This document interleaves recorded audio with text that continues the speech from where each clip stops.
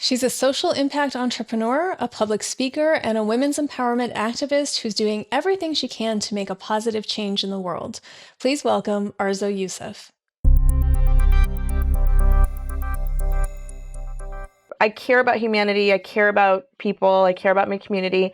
And I've tried to give back in different ways. The suffering of people really bothers me. It hurts me. So whatever I've been able to do over the years, I've done, whether it's volunteering my time, whether it's being involved in a charity organization, sitting on a board, helping, raise funds, to be able to donate to different causes, things like that. I came to kind of at crossroads in my career and personal life. And I ended up starting my social impact brand, Sexy Boss Babe. Just because you are someone with a good heart and you do want to give back to a good cause, it doesn't mean that you should completely self-sacrifice. You and I think a lot of women talk a lot about self-care, self-love, those kinds of things. And it's really important. You can definitely do good in the world, but still take care of yourself and make sure that, your business is making money and thriving while you're giving back.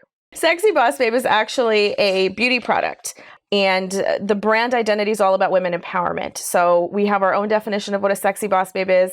It's a breed of woman that's confident from the inside out. She can be thin or plus size, tall, short, athletic, any size, shape, or color. Her beauty comes from knowing her self-worth and going after what she wants in life. She's fierce, bold, and empowered. Self-awareness. That part is really important, just really knowing yourself, knowing your limitations, but then also knowing what your priorities are. Sometimes people kind of just get stuck in the tasks of, I got to do this, I got to do that.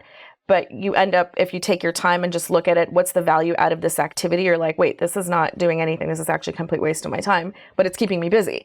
So you have to know those things, and you don't always know them right away. Sometimes it takes time through trial and error to figure out, okay, wait, this was not a value add activity. I have a really strong sales background. And that has probably helped me tremendously with communication, because when you are selling, whether it's a service or a product, you have to understand the other person. You have to kind of understand their psychology.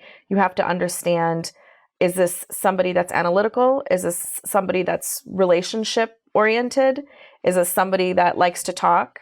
Is this somebody that makes impulsive decisions? Is this somebody that takes their time? All of these things kind of play into it. It's up to us what kind of experiences we want to have with others. Are they quality experiences or transactional, right? We can get something accomplished in a transactional way through manipulating somebody, but does that feel good at the end of the day? How many times can we do that and feel good about ourselves? Definitely that higher quality interaction requires investment. It requires trust. It requires generosity. If you're going to be in business, whether it's selling product or providing a service, what are you doing? You're providing something for somebody else.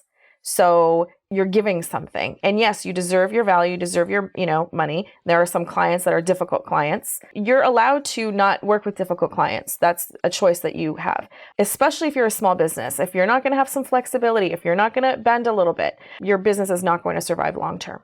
As a person, as a female, being in any kind of relationship where you feel taken advantage of, I felt like I betrayed myself in a way. So all of those things, it affects your confidence, right? So that strong, independent go-getter, it wasn't there. She was gone. I started just doing things to try to just kind of rebuild and refine myself and kind of reconnect that spark back in me. I think every person needs to do some type of volunteer work on a regular basis. Doesn't have to be every day, doesn't have to be every month. Whatever your schedule will allow, do something that's not about you and it's about somebody else. If we did those kinds of things more, even just little things, it changes our perspective. It makes us over time better people. And then we are kinder and have more compassion for humanity. Growth happens when you're uncomfortable. Growth happens when it's scary. Growth happens when there are mistakes. And you're not going to grow if you're constantly trying to be perfect. If you are going to do something that's perfect, it's because you've already had enough experience doing it. So you're limiting yourself. Have patience with the process. Whatever you're doing or whatever your end goal is probably going to take longer than what you anticipate. So love it and have patience.